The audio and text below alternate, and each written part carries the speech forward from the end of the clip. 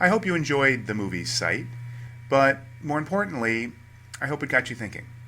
I hope it made you ask some questions about the nature of this process of gamification and stimulated you to envision where it might go. In the very first unit of the class, I showed you a clip from Jesse Schell's DICE speech, which was also a vision of the future, in his case, more optimistic, although somewhat sarcastic. And both of them, I think, give you a picture of both the potential of gamification and potentially really positive things that it can do for business and for people. But they also get you to think about the dark side. And it's important to keep both in mind. But the reason to do this is definitely not to scare you. The reason to do it is to make you ask a set of questions and to realize that as someone who now knows about gamification and who may be involved either directly or indirectly in deciding how it gets implemented in different places, you can make some choices. You can choose whether the gamification that you're doing is empowering. It helps people, it encourages them, it helps them find real meaning and makes their jobs or their lives or their customer experiences better, or it can be manipulative. It can be something that takes advantage of people and can be counterproductive or even dangerous. You can also decide whether the gamification that you're involved in is shallow, just slapping badges and points and so forth on a process without really thinking through the opportunities, or if it's deep and sophisticated, using all the different techniques and the different learnings that I've shared with you in this class. You may remember about halfway through I gave you a chart showing two other different choices that you have in gamification, the more behavioral approach versus the more cognitive or game-based approach. These are not necessarily good and bad, but they are also a set of options that you have when doing any gamified system. So all of these are forks in the road. And I don't want to tell you exactly what to do, but I do want to communicate to you and to leave you with the fact that the choice is up to you.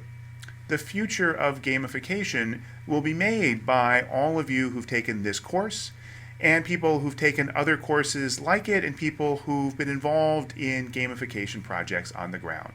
Because gamification hasn't been around all that long, and there aren't that many people who have the level of knowledge and expertise that you now have from what we've done over the past 6 weeks.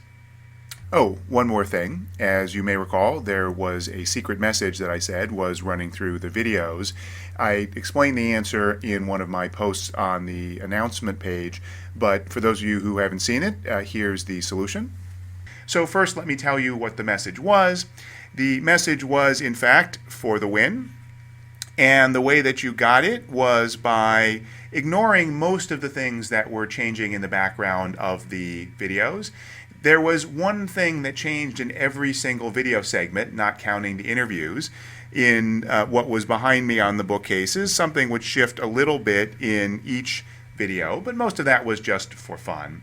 What mattered for the secret message was that once in every unit, there would be 1 or 2 playing cards.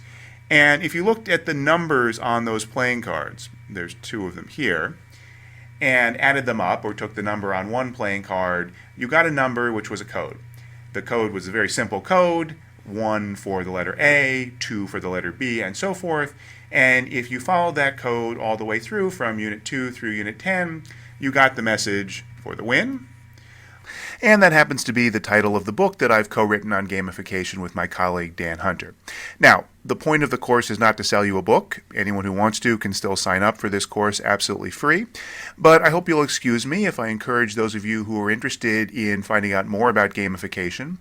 If you want additional examples and frameworks beyond the concepts provided in the course, to take a look at the book. It's available online from the major online retailers in paperback, as well as all the leading ebook platforms. And as you can see there on the slide, lots of people, including some you've heard from in the class, have said nice things about it.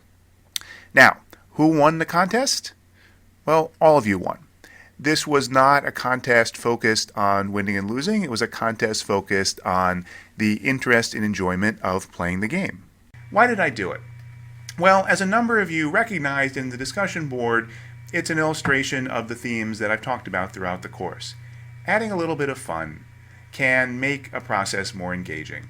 It can get people more focused, and it can transform something that otherwise could be boring into something that feels just a little bit more interesting and exciting. So this was a small example of gamification, but hopefully one that, at least for some of you, made this class a little bit more fun. All right, so we're at the end. Hard to believe that it's only been 6 weeks, but I hope truly that all of you have gotten something out of this course. It's been an extraordinary experience for me to put it together and to teach it, to hear from so many of you on the course forums, on Twitter, on the Facebook group, on other mechanisms. I've certainly enjoyed it tremendously, and I'm truly grateful for all of the attention and the contributions that all of you have made to the course. So I hope that you've all taken something useful away from it. Good luck, go forth and gamify.